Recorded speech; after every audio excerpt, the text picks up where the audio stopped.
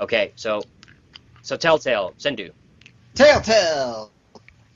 You're a big fan of the Sam and Max games, and did you play the Back to the Future one? Yes, I did. I played all three since the Sam and Max, Back to the Future, and even the Wallace and Gromit game series. And which ones were your favorites?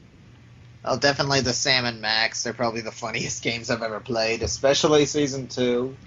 Literally yeah, had to literally hit. And I think it would have been a big deal for TellTale to do, because one of the last people to work at LucasArts, and who was also working on those Sam and Max sequels before moving on to TellTale, was Mike Stemley, who was one of the project leaders for Escape from Monkey Island, but he got his start on Sam and Max Hit the Road. So they kind of had the old crew back for that one, in a way.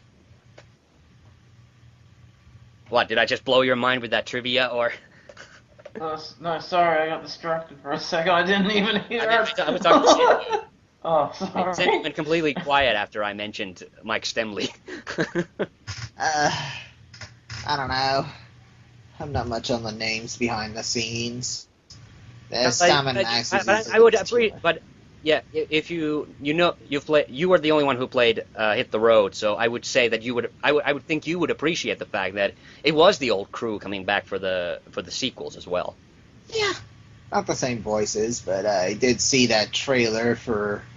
There was supposed to be a sequel for Hit the Road called just Freelance Police. Yeah, and I knew about that, and they released like a bunch of they released a bunch of screenshots and things of it before LucasArts shut it down. But basically, I think it was just really nice for Cell to just give them the rights to do that. There was a trailer. Let's what are some of your favorite things about the Sam and Max games? Well, I already said the humor. I like that they gave them guns now. You can mess with. Also, the characters like Bosco and Sybil. Yeah, I really like Bosco. I played the first one of those TellTale ones. Yeah. The characters do change over time. Ish, it gets funnier. The third season was really different. Like, it was more modern TellTale style with like HD and WASD controls and blah blah blah. They do have. Is that really any different? It's just those are kind of superficial things. Actually, yes. It was what did you think about Sam and? What did you think about Sam and Max's appearances in the Poker Night games? I don't know those guys. It was personally I found it really fun playing poker with Sam's the rabbit, isn't he? Or was that Max? Max is the rabbit, and he gets the dog. Yep. And he actually Max gets to like psychic toys in season 3. That's not spoilers. That's established from the very beginning. Yeah, it's fun. And well, you get to play against both of them. You get to play against both Sam and Max in the poker games. Max in the first one, Sam in the second one. I just like all their dialogue. It was also really funny. After each episode, they keep something for their office from their previous assignment. Yeah. You remember that, Han? Yeah, I do. I really like the dynamic of that. That's why I've wanted to get around to finally playing like the second and third seasons. But do it now. That's an order. I will hit you if you don't. No, I won't. I just haven't gotten around to it. And but yeah, I really like it. That's kind of like it was kind of like Sam and Max was one of these kind of weird in-jokes kind of a thing in the original like old school adventure game scene. But now when the new ones came out, when it was the revival through TellTale is when Sam and Max kind of became one of the standards for that kind of game. And the episodic release was also Season 2 is a lot of people's favorite. Yep. Like one of the episodes has one part that'll make you laugh hysterically. Yeah, what was your favorite? I have favorites from different seasons. I don't know if I had to pick one. It's either 2 or 3, probably 2. Okay. But it's close, okay? What about character? Okay, the TellTale Games was actually... The TellTale Games were actually my introduction to the Sam and Max characters in general. Oh, yeah. And I started playing it through the first one, then enough, the only episode I've ever been was Abraham Lincoln Must Die. the 4th episode of the first season because they were given away for free, and it was actually really pretty funny. I love the writings. Like, for a point-and-click adventure game, it was definitely a lot easier than a lot of the older ones. Like, it's like, but the writing made you forget about how easy the difficulty was. Yeah, so you won't complain. Yeah, that's usually a big criticism that's been directed at the TellTale games and modern adventure games in general. They tend to take a lot of crap from like the old school adventure game fans for being too easy. And it's funny because what we talked about like with the Sierra games, like how they would intentionally make them ridiculously difficult, where you would die a lot in order to elongate the gameplay time, which it's weird to me that those things that were basically used to kind of screw us over back in the day, it's become the thing that the old school adventure game fans now long for, and it's completely like ridiculous to me.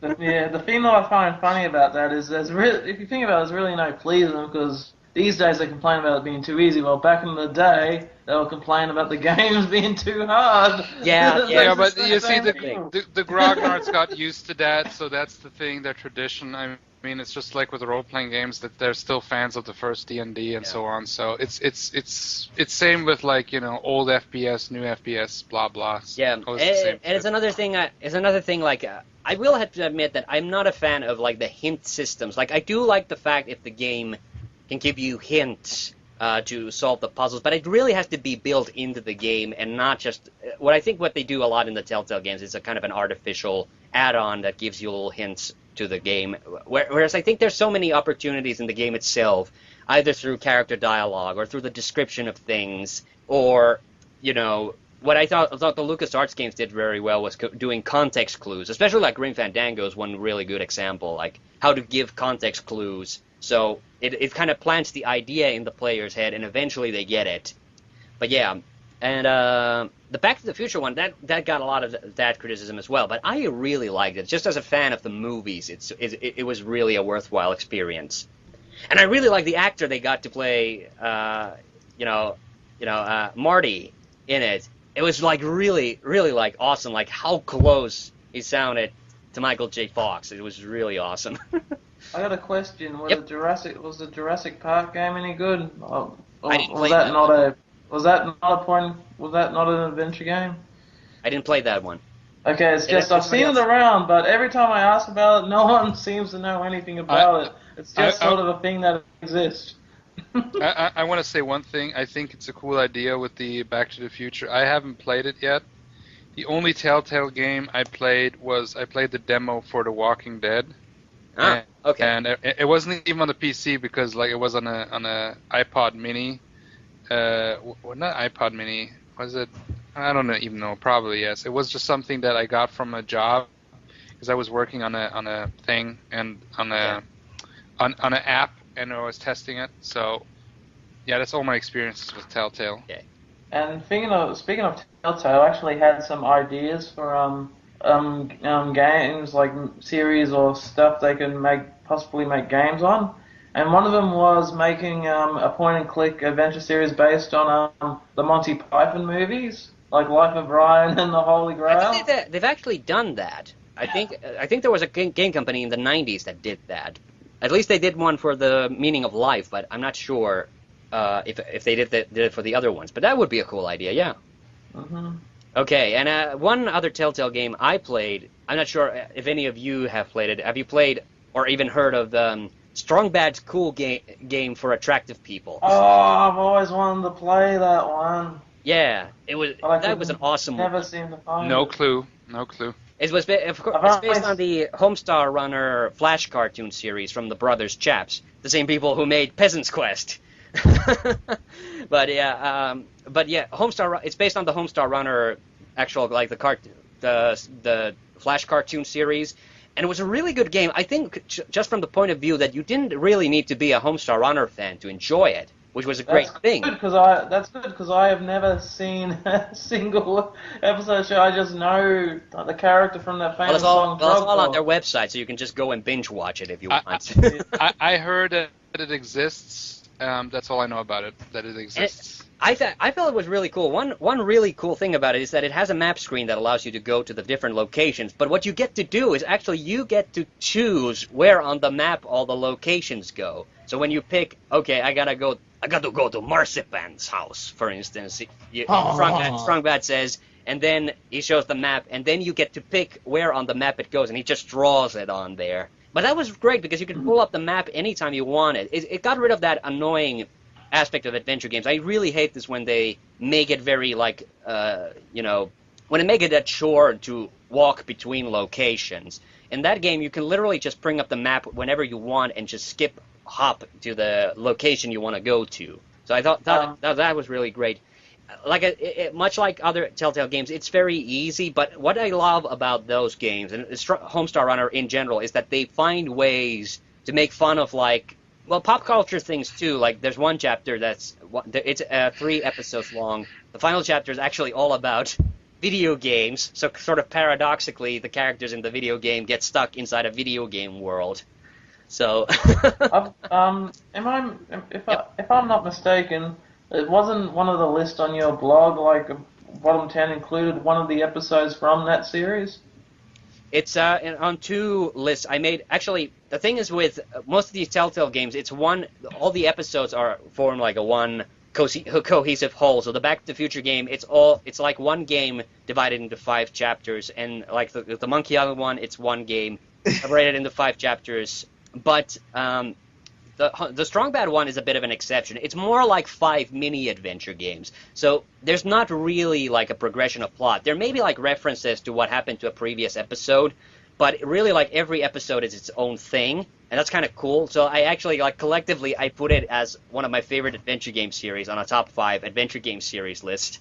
But episode 3 of that series was a bit of a letdown, and I put it in my bottom 5 adventure games list because it was a bit of a disappointment. But episodes 1, 3, and 5 more than make up for it. And 4 was also kind of fun, but it's much more linear. Like the other chapters, they have a lot more freedom to them. It's a little bit more like a LucasArts adventure game in that way. But the 4th and 3rd one, they were very linear, and the 3rd one not that good. But yeah, I've been the rest looking of it was forward to awesome. playing. Yeah, I've been looking forward to playing that series for a while, and I'm glad that someone found it, because I remember when they first came out on the Wii, of all things.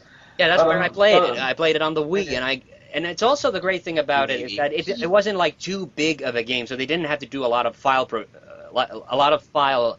compression. Whereas with the Tales of Monkey Island, that was also on the Wii, but they had to compress the sound like the fuck out of the sound, and that as a result, it never sounded as good as the PC version. Okay, now my other question about the Strong Bad games: does the song Trogdor make an appearance anywhere?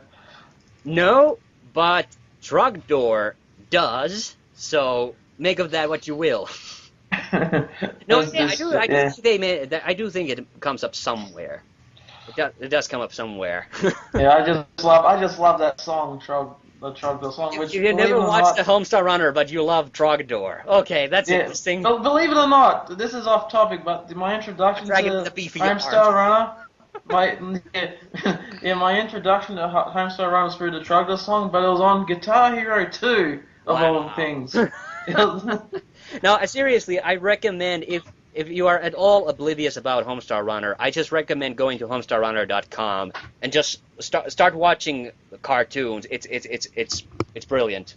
Other game series. I know sent to you in Retrokaiser. You wanted to talk about the Humongous Entertainment adventure games. Yay!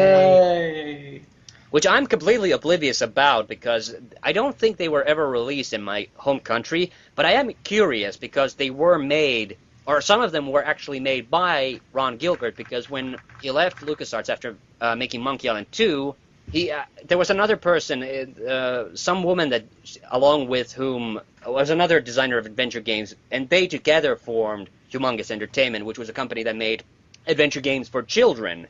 And so yeah. Yeah, they're for children, but they're really quite creative and well done, except for a couple of them. Well, I would imagine with the talent behind Monkey Island being in the company. But what are some of your favorite games from them? I like personally the only ones I've played and I really enjoy are the Freddy Fish ones. It's like the games weren't that long, but it's just like the way the puzzles were designed. It took me a while get them. Like I was a kid at the time when they came out, but it's like they're designed where they don't treat the children like idiots. Like they give them like, well, maybe some of the games did. My personal favorites were like the Pajama Sam and Spy Fox ones. Pajama Sam always like took you to really creative places. Like one time you visited the factory where they make the weather. Okay, yeah, I heard of Freddy Fish. I've seen it around. I don't think I ever played it, so. Well, some of them are you can actually buy on the Amazon App Store. Pajama Sam. It's one time he fears dark. He goes into his closet and he goes into this big world of darkness. And one time he's afraid of thunder. He goes up to his attic and finds a giant factory where all the weather is made. It's pretty creative. This is gonna sound like a terrible joke, Sandu, but does Pajama Sam end up coming out of the closet at the end of that first game? But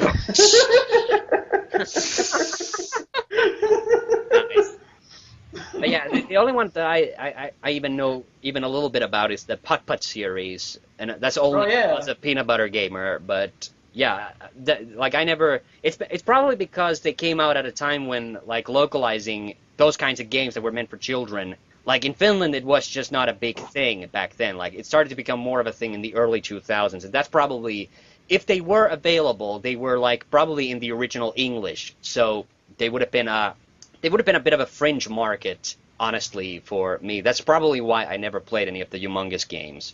But yeah, they do seem to have an underlying kind of a cult rep in the adventure game community. They were also my first introduction to point-and-click adventure games in general, and they stick out in my mind as clear as day. It's like... oh yeah, we actually... I should have asked this from the get-go. Like, Dorapka already told us what his first adventure game was, but what was yours? So, which one was yours, Kaiser? My first one was, hang on, I gotta put it up. Freddy Cage. I'm Freddy Cage. Is that the brother of Johnny Cage? Yeah, that's the we don't know about him. He's kind of nerdy, and Johnny doesn't talk about him, you know. He made children movies. There we go. Movies. Freddy Fish and the Case of the Missing Kelp Seeds. All right. I got Case and... Do you actually think it holds up as an adventure game? I don't know. I haven't played it in a long time. Well, okay. But I have got it installing into my computer. So. Dorapka, do you think Police Quest holds up well? I haven't played it in a long time, but I think one of the things that when I tried it a couple of years ago again, one of the things that I thought was a little bit dated and a little bit where you had to like drive around in the town, which in a way I thought might be kind of cool, the idea, but it just was kind of clunky, you know. Yeah. Where I would have rather prefer what they do later is like in more modern games where you just go into a big map and then you can choose for the locations where you can investigate. Yeah. You know? Like also with Gabriel Knight, I remember they did it really well, and they've always had a map. But on the other hand, I think I need to play it again to give an honest full opinion. I cannot give you a full opinion on that right now. And Sendu, what about you? What was your first adventure game?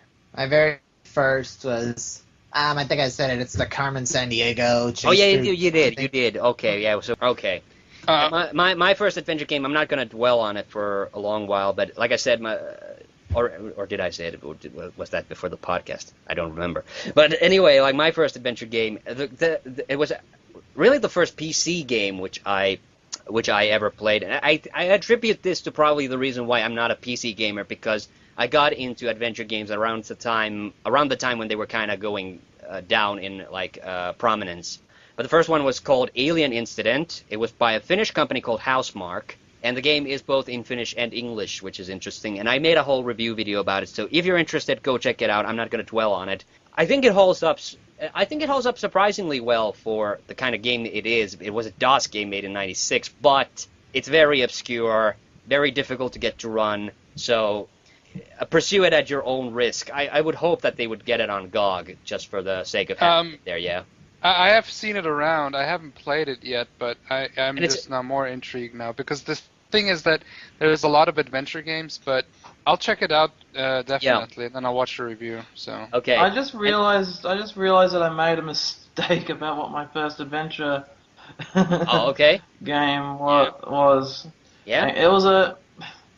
Sorry, I'm just bringing up the list. It was a Crystal Dynamics game, actually, for the PlayStation 1. I'm just trying to bring up its name because I don't really remember its name. But you played a dragon, and like a dragon. Oh, yeah, you mentioned this. You mentioned this on the. Wait a minute. I think I still have the picture file for it because I put it in the. You mentioned this on our Gabriel Knight 2 Let's Play, and I was so curious because I think I know the game you were talking about because it had one of the guys from Monty Python as a voice actor, didn't it? Or maybe I'm confusing that. But anyway, I looked up the game, what you're talking about, but do you have it on your end? Do you have it on your end? Yeah, Blazing Dragons. Blazing which Dragons. I believe That's the one. Starring the voices of Terry Jones and Cheech Martin. Okay. So yeah, Cheech it was Terry Jones, one of the Monty Python guys. Yeah. that sounds awesome. I gotta check it out. I don't one thing remember very cartoony look. I remember that much about it because I've seen like reviews of it, but I never actually played it myself. There's a ton of games I've seen reviews of and I was interested in, but again, it's when you're a kid, you only have so much money, and I had to always agree with my brother what game we get. We had to agree. But the point is, the only educational adventure game that comes to mind is a game that my friend showed me when we were in college that he liked. He had the CD of it, and actually I found that it was from Novotrade. That's a Hungarian development company. Also made the Echo games, and also the really shitty Amiga port for Castlevania that I bashed. But they made this game Museum Madness, where you're like a kid and you go into a museum, and basically it teaches you about history. You go to these locations, and then you kind of enter these sets, these sets where then the people become alive, and then you have to help them somehow. Okay. And I thought it was kind of charming. Like for kids, I think that would be definitely. Like, I'm not a big fan of educational games, never was, because it was like video games should be about fun, I thought as a kid. But honestly, like that one did it well, because it was fun enough, but it was also like taught the kids something. So yeah, and if there's one like big adventure game series that we haven't talked about yet, but which I'm a huge fan of, so I have to talk about this. It's from a UK developer called Revolution Software that I really liked. It was called Broken Sword, and which actually the newest game came out this year, but the first one came out in '96. And there's 5 games in the series, and it's interesting series. I would say if you're a fan of Gabriel Knight, you should definitely give this game series a try because it has some similar elements to it. It's not quite as much. Well, a little bit, some paranormal elements to it, but it's about these adventures of this American lawyer called George Stobart and this French photojournalist called Nicole Collard, and every game is kind of like every game like has them solving some kind of historical mystery or kind of a conspiracy and things like that. And the first game in particular, The Shadow of the Templars, is my personal favorite, but but with the exception of the 4th game, they're all pretty good. There's the Smoking Mirror, which was the first game in the series that I actually played, and probably the easiest. It's a bit, it was a bit rushed and it's a bit linear, but it's really fun. And the first 2 games they had the late '90s, like when you had the games like Curse of Monkey Island and Larry 7, which had that lush, cartoony look to them. Those games have that too, so that's really great. And the 3rd game, The Sleeping Dragon, is a 3D game. Slightly clunky keyboard interface, but really good story and really clever puzzles. I really recommend that one. And then the new game which came out this year, it goes back to the style of the original ones, which were 2D point and click. Was the 5th one, The Serpent's Curse, and that was really good. But you really have to play the first 3 games in order to understand a lot of the comedy and things like that. They kind of overbloated it a little bit with in jokes and references to previous games. So it's a slightly bad sequel in that regard, but overall though I was kind of impressed with it. Have any of you played the Broken Sword games? I haven't played it, but I have all the games except the newest one on GOG because there are some bundles and I plan on playing that. Like I have a ton of games that I still need to play. It's like the nature of digital distro like Steam and GOG and bundles. It's like, but I have them all, and I'm really excited for playing them because the first one they made an HD remake or something like that. They made the director's cut version of it, which, in my personal opinion, is not as good as the original because they actually removed a lot of things. They did add, they did add like new segments because in the first game you only play as George, in the later games you play as George and Nico alternately. But in the first game it was all George, but they added segments with Nico, and they also added some new puzzles, which was nice. But they removed a lot of like dialogue, and they censored a lot of parts of the game because it's one of those adventure games again where you can die. And the first two games were the first two games were particularly bloody in some of those death scenes. So they added the original too now. So with that, you can fine. Wait, jeez. Hold on. Wait a minute. So it's a director's cut where they cut out stuff. So is this like the Highlander endgame of point-and-click adventures? Nah, probably not. I get what you're saying. All I wanted to say is that they did add the original to the GOG download, so you can download the original. Yeah. Well, I'm happy about that. I think it was unavailable for a very long time because the first game was a little difficult. Yeah, but to get fun, even on ScumVM, because for the longest time they couldn't get the license for the video decoder for it because it used this really obscure one that no longer exists. So, the fans complained, bitched and moaned, and GOG actually is pretty good. They did eventually, made a deal with the company, and then we'll upload the original too. Yeah, the second game it wasn't as heavily edited as far as I understand it. That one was just like kind of a graphic update, more or less. Right. Yeah. But I had to bring that up because Broken Swords is one of these few adventure game series that has managed to survive the ages in a way. So the company it's never been bought out, it never went away or anything like that. They've always been around. And even though the games take a while to get around to, like they crowdfunded the fifth game, but it was nice. It was nice of them that those games have also remained around because Broken Sword was relevant, the first two games, around the time when I became a fan of adventure games. And I remember we played the first game pretty much all the way through on my friend's computer. It was one of my favorite games growing up. And it was also, surprisingly, because it was kind of, even though it had that cartoony look, it was still surprisingly like serious and mature in many ways. But then it does have a lot of cheeky comedy, like George Stobart, the character. He's voiced by this actor called Rolf Saxon. He has a really great delivery. And I've always loved about those games is the past tense narration, which I think is really cool about those games. And kind of unique in my view as well. I can't think of many adventure games off the top of my head that use the same technique. Okay, but any other adventure games from other companies that you might want to bring up? I have a couple. Yes. I wanna start with there's a couple of free games on GOG, including one that you are very familiar with. But there's one. There's of course Beneath a Steel Sky, but yes, also from Revolution. Yeah, that was the one he did before. You made a Let's Play with Sendu, and yes, I played this game through, and I was very interested in it because the same artist who worked on Watchmen, he actually worked on the game, and he made a prequel comic. Oh no, sorry, Dave Gibbons.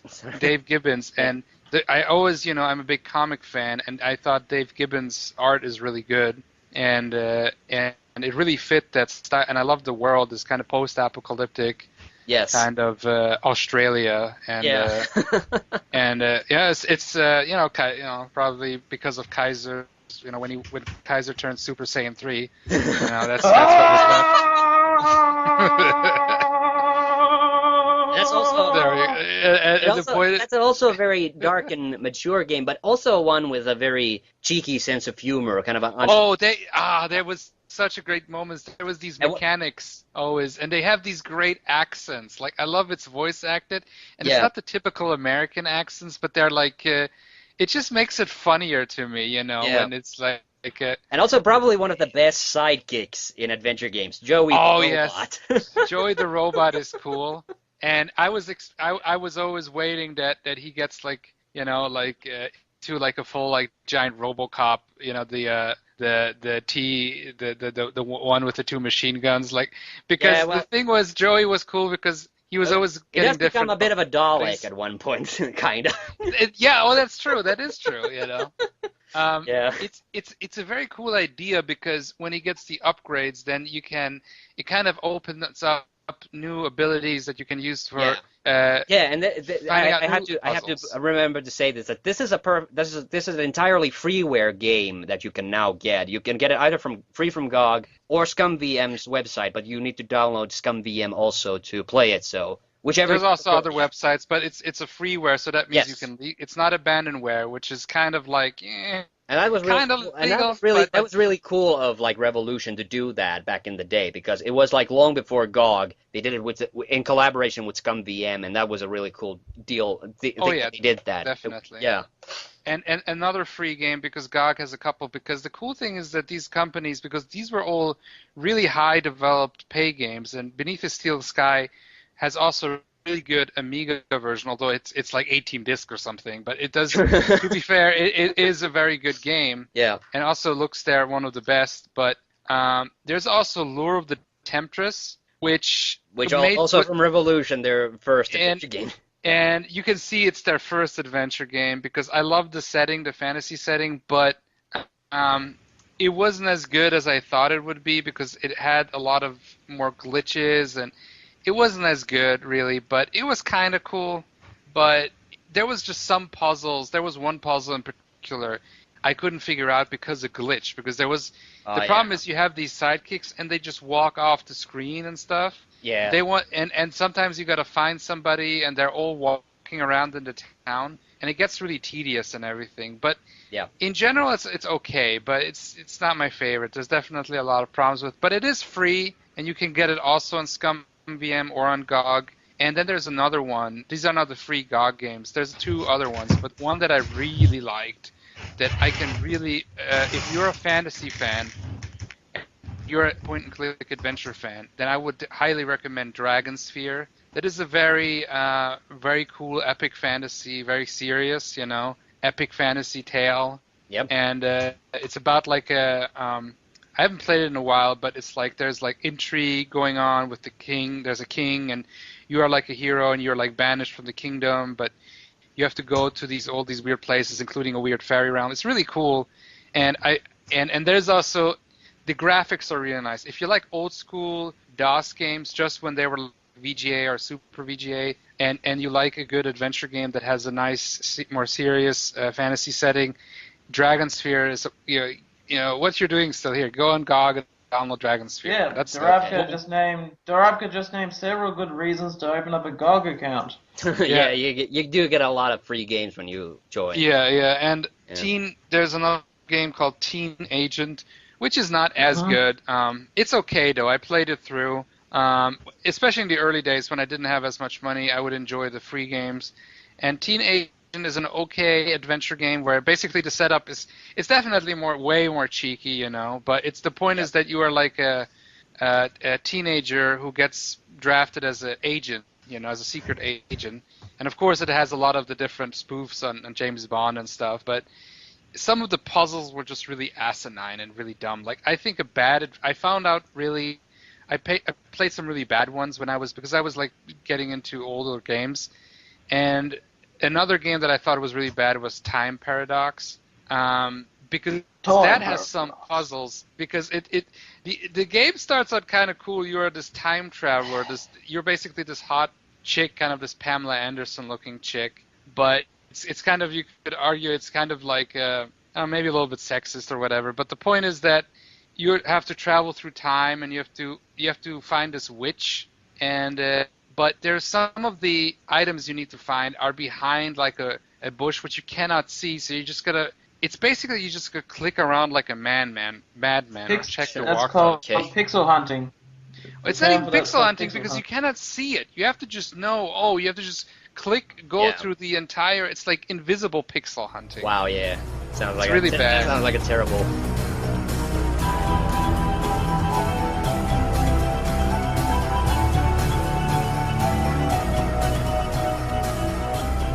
All right, after that break, we had to stop there because we've gone on for so long, and there's a lot more that we could have discussed. There's a lot of newer games we would have wanted to have talked about and things like that, but really, if anything, we need to do that in a later podcast because this has been a bit of a doozy. I'm gonna have to put this on YouTube because I said so. I was gonna do it on the video on YouTube. So yeah, enjoy that. Enjoy this 3-hour podcast that's gonna come your way soon. But anyway, we did get questions from people, and these are really interesting. Let's go and check what people have sent us. The first one actually was on my was posted on my blog, and it's from somebody who goes by the moniker The Vampire, formerly known as the artist, formerly known as Prince, whom was formerly known as Prince.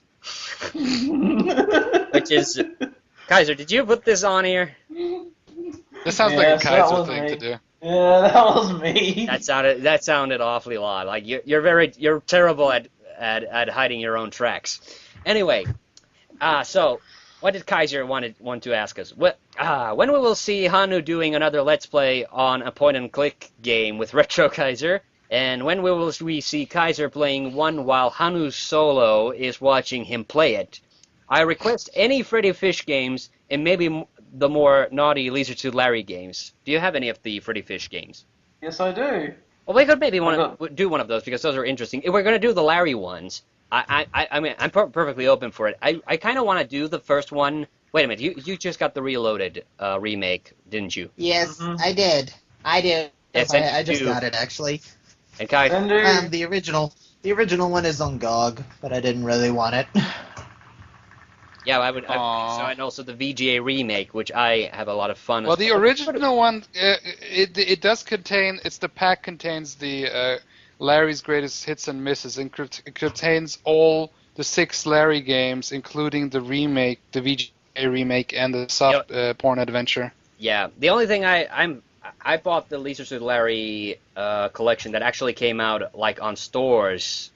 But sadly it only has the games up to 6, and a 6th game is not even the talkie version. It's actually the original non-talkie version of it. Lame. Yeah, which is a shame because long ago I played the talkie version of it, and yeah, I kind of really wish the voice acting was there because it does lose something, especially since I played it in that stage. But yeah, hey, we definitely need to do that once Kaiser's internet is kind of fully functional. So yeah, we'll definitely do that at some point. No. And maybe one of the shorter adventure games. I think the first Larry would be good because it's fairly short. And maybe I would if think you do that, I'll play through the game myself. So I could also, because I don't know if it's possible to do like a triple, like 2 people. 3-way? I don't know. Larry's 3-way because. Sorry, I held myself. I know. I would like to join that if possible. That'd be a terrible title for that. If we ever did a freeway, it'd be called Free Men and Leisure Suit Larry. There we go. Oh man, but yeah, we'll definitely do that once Kaiser's internet is fully functional. So sometime in November, probably. Yep. Yeah, we gotta. But yeah, thanks for that question, Mr. Vampire. And let's move on to the next couple of ones. So Brian Kersey asks. So this is our friend Amuya. Yeah, I was about to say I still can't say his damn name right. Okay. He has 2 questions. Number 1, if you haven't discussed it already, what are your thoughts on the new adventure games by TellTale Studios? Well, we have, actually he spelled it TellTale Studios, but yeah, we've already talked about it. I think we all agree they are really good. A lot easier than some other adventure games, but I don't necessarily think that's a bad thing. They're good entry-level adventure games, I would say. Right. Yeah. I don't have a problem with some the newer adventure games being easier because it will make less niche. But I do hope that there will be also new adventure games made that are challenging. Yeah. And the sad part about not being able to, that we didn't get around to talking about the new adventure games, the newer adventure games, is that there is, of course, now thanks to crowdfunding and virtual distribution, there's a lot less obstacles for these games to get made, because once the big distributors kind of came into the picture and LucasArts stopped making those, they kind of lost the avenues to kind of get out there. which are still there, but we still, what adventure games really, I think in my view, need to properly make a comeback is that we would need a big publisher to finally finally get on the thing and start releasing it. There's maybe a chance because Sierra, they said that they will the owners they're kind of rebooting Sierra, like the name, and they announced kind of possibly. There's almost nothing known. There's a little video with a CGI guy walking through the snow, and you see a mountain as the Sierra Mountain, and then it switches to the new logo, which is very similar to the old logo, a little bit updated, but still. Okay. And some people, I heard some rumblings that there might be a new King's Quest game. So I'm curious if that's going to be a total reboot where it's just going to be called King's Quest. Or an actual sequel. I don't know where the King's Quest, because I've heard about that too, but I've heard that it was Double Fine or somebody who was perhaps making it, but now I don't know where that is. But to answer Brian's question, yes, we really like the TellTale games, and I personally appreciate TellTale's efforts for helping bring adventure games back to some degree. So yes, definitely we like the TellTale games. Okay, and the second question. What? I said thank you, TellTale. Okay, the second question. If you were to get a tattoo, what would it be like? Oh, that's easy for me. Yeah. I've been thinking about this for years, but I'm just too chicken shit to actually get one. Yeah. I want one that goes over the top of my belly button, like how Tupac had his Thug Life. It's gonna say Otaku Life, and nice. And on my back, I want a tattoo of the main chick. From Ghost in the Shell. Really? That's a lot of commitment. And of course, on my left arm, I want a heart that says Mother, and on my right arm, I want an anchor. Okay. That doesn't make sense. Okay. What have you guys played the game God Hand? I haven't. I heard of it. It's a beat 'em up. I know Shintai likes it a lot. I haven't played it yet though. Geyser? Is that the game where you get to spank a monkey? Not a monkey, but there's spanking involved. Okay. That's what she said. Okay, I'll skip that one then, since none of you will get it. Yeah? Okay, what about your tattoo? Would you get one? And what would it be like? Well, I've thought about getting tattoos, but I hate needles. I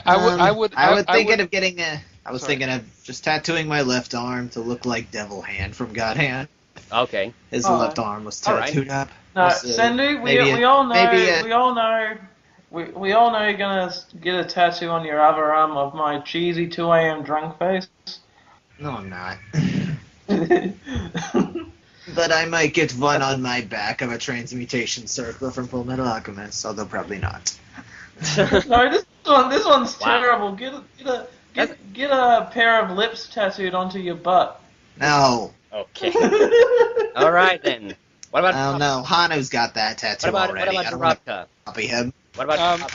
I always thought about tattoos in a way where I wouldn't get one, but if I would get one, since I like drawing and stuff, I would design it myself, and it would probably be either on my right shoulder or on my chest, and it would be some kind of a heavily stylized and changed kind of a wolf of some sort. Yeah. But personally, I think it's kind of cool, but I always think that I would regret it probably, and then I would have to laser it off, and it would be really expensive and painful. So I'm like, I'd rather not get it in the first place. But if I would get one, it would be something that I would design, and it would be some kind of a wolf of some sort. Yeah. Yeah. Oh, get your own signature tattooed on your butt. I would get the Gaming Beast logo tattooed onto my forehead. There we go. Best advertisement ever. Wow. That would hurt. Yeah. Oh no, this is gonna be terrible. Get the word Darabka tattooed onto your penis. Well, I could tattoo it multiple times, Okay. My answer for this is that honestly, I have no problems with tattoos. What anybody does with their own body is their business. So, if you're going to get a tattoo, like the only question you really need to ask yourself, am I okay to have this thing on my body for the rest of my life? Or if I remove it, am I okay with the scar tissue that it leaves behind? Like that's the reason why I would not get a tattoo, but ever of anything. But Yes, you would. I won't judge people who will because. Well, you don't. Sorry, it doesn't Henry, have I to be a forgot about one. permanent one. Yeah. That's Oh, I he found do. a loophole! He found a loophole. Yeah. Clever Sendu. Yeah, but it was no, one of those that's- sponge ones that washes off. That's Maybe one. a skull and that's crossbones. totally Maybe a forgot that I- temporary like one with a skull and crossbones. But yeah, Yeah. that's about. But- I forgot Not about a very the creative mention. answer. I know, but no. I do have an instant tattoo that came with my Sega CD32X game of their company logo. Ah, nice. I did don't think I'd get use one it, though. It's tattoo more fun that to I- have. that I'd want. Yep. I did get a tattoo. I want the whole the whole cover art of Power Slave tattooed on my back. Wow. Now Jeez. that's commitment. Yeah. It's not exactly. It It's not doesn't- exactly a simple. It's not exactly a minimalistic piece either. So. But as you said, it doesn't necessarily have to be a permanent one. Like I could change it to each Iron Maiden cover a month. So- Okay, now They the question invented- doesn't mean anything anymore. If it's just going to be a permanent, like, fake tattoo. Well, one thing Yeah, I want to I still mean, say. permanent. Sorry. Is there a way to like iron on a tattoo? Oh, that would hurt more. Without consent. Okay. One thing Well, I I still only know- wanna. One thing I want to That's ask. a rare Really- cancer. Just really quick, I thought it was the Yakuza tattoos looked really cool. So, but yeah, I wouldn't do that because probably I would have, offend them and die somewhere. So. Times like this, I'm, Bend them and I'm get sure killed. that- More like. Yeah, exactly. Time- That's what I Times meant. times like this, I'm sure glad Amelia didn't make a question. If you were ever to get branded, what logo would you get on you? That would be. Wow. Okay. But That would hurt. hey, thank you for the questions, Brian. Thank you. So those were very enjoyable. And then we have one more. We have one more message from people. I'm gonna refresh just to make sure that that's all of them. Ozzy Monkey wrote a very long piece. I'm gonna read it all the way to the end. So this is not really a question, but a suggestion for a discussion topic you could run with surrounding adventure games. I think that if you're going to talk about adventure games, it is an absolute must you touch on the upcoming Grim Fandango Remastered and the Gabriel Knight Remake to share your thoughts on those, as well as the future that could come with them if they are successful. Well, in remakes of games, well, they're good for exposure, but not success so much. But we talked about the Grim Fandango one. I think everybody is happy about that. About the Gabriel Knight remake, did we talk about it, or did we just kind of skim it? I think we talked about it in Off between, the off rough record. Yeah. But, if I I mean, recall, the thing, it's if been I very recall, we'll hush-hush. mix. Yeah, it's been we'll very mix on it. hush-hush for much of this. Like, I only, like, a couple of days ago, I went and saw the official website for it, and I'm not super hot about the screenshots that are on there, but I'm going to reserve judgment until it actually comes out, which it's supposed to come out, like, next month, so I'm definitely going to get it, and I do look forward to it, because, the Gabriel Knight, the first one, is a really awesome game, and I look forward to it. But yeah, as for like what might follow from those, like I think for Grim Fandango, it's good because it's had a cult rep for so many years, but people haven't been able to really play it. So that's a good thing, definitely. And the first Gabriel Knight, I think, also. But definitely, like, because the Gabriel Knight one's been so low profile, like not a big deal has been made about it, versus the Grim Fandango one, which was announced at E3 of all places, like the biggest place you could. So, but yeah, I'm really happy about the fact that the Grim Fandango, that it is Double Fine and Tim Schafer who are like getting to do the whole thing, and even LucasArts or Disney came together and they actually like sent all the archive stuff. They're gonna like include in that. So I think it's good that these people will be able to experience these games. I'm perhaps more excited for the Grim Fandango one than the Gabriel Knight one, but I am either way. I'm excited. I'm gonna get both of them, even though I have the original Grim Fandango and I have the emulator to make it run. I will still be getting the remastered version as well. So what about the rest of you? I'm excited for both games equally, actually. Yeah. I would like to play the old game first because I'm sure the remake is great and all, but I want to experience how it was originally, honestly. Oh, yeah. I hope, honestly, in my vision, I hope we get it on GOG or Steam, and because I would prefer GOG in a sense because we could get a bunch of the stuff, the manual and everything, and oh yeah, Maybe and even the original version. Maybe even Yeah, the so original version for it. I want the original version in some form, and it's actually on GOG. It's the two most requested games on GOG have been, what is it? One of them has been Grim Fandango. The other Yes. one has System Shock 2, and System Shock 2 has been released both on GOG and Steam. yeah. But Grim Fandango is still, it's got like thousands and thousands and thousands of Yeah. requests. So it's like they want to probably, GOG wants to get their hands on it, but it's more about who owns the rights in Yeah. a sense. So they are making now something with it. I'm really happy jealous. I'm actually now really jealous of you Steam folk because I don't have a Steam account, but the fact that now Well, that then I get found out that they have one all already. LucasArts adventure games over there, like I've been wondering like why for so long LucasArts kind of refused to play ball with GOG on those. So like Well, now GOG I has yeah. all the Sierra games, so that's good. But yeah, when it comes to LucasArts, it's like it's really sucks because even Steam doesn't have all the LucasArts games, and like they don't have Maniac Mansion or Day of the Tentacle for some reason. Oh, But they have Loom and The Dig, and I'm like, Well, what the that's fuck is interesting. going on? Yeah, They- they do but- have the two Indiana Jones games, so that's something. Yeah, that's weird. That's weird. Mm. Yeah. Okay. And what about you, Sendu? Are you gonna get the Gabriel Knight remake when it comes out next month? Sendu? Probably not. No. Okay. I don't. I typically don't get games right as they launch. It's not my thing, yo. Even though it's a virtual distribution, it probably won't cost that much. AKA, that's just Sendu trying to say he's a cheap ass. He's waiting for it to come in a $1 section of a bundle. Actually, no. Actually, I got a good job, pays well. But to Okay. be honest, I don't really know how I feel about that series, so it's a bit early to say. Did you watch the Gabriel Knight 2? You must have. You've left comments on the Gabriel Knight 2. Yeah, I did, but that's not the point. Okay, but what about Grim Fandango then? Are you more excited over that one? I don't know anything about Grim Fandango. All you- I know but- is that it's a game everyone talks about. But anyway, yeah. Well, most of us are excited. Some for whatever reason not so much. But but anyway, I'm thanks for the not- question, I can't- Monkey. That was a lot of fun. And thank you all. I want to thank my guests for contributing to this excellent podcast. And yes, we are definitely going to have to come back to this topic. There's so much we didn't get to cover. But yeah, any final words and or something of yours you wanna plug or anything like that at the end?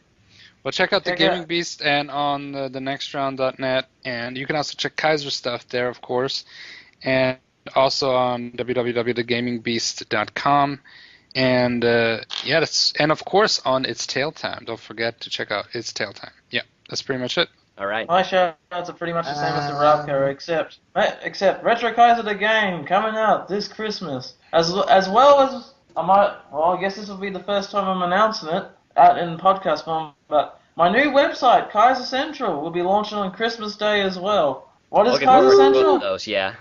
Yeah. What is Kaiser Central? I have no fucking idea yet. It's still in development stages, but it's coming. It's an amorphous blob that somehow will become some form of a website someday. Yeah. Okay. I thank have you. one question to Sandy. When is the next two guys with hats? Because I like that series. You got me addicted to that series. I want to see more. Well, to be blunt, we'll get back to it when my new room is done. Right now, things are kind of a mess on my end. All right. Makes sense. Okay. All right. Well, Or whenever thank you we for feel that. like it. I hope you enjoyed the podcast. I'm Hana the Honda Makinen. See you on the next one. Woo! Bye. Bye.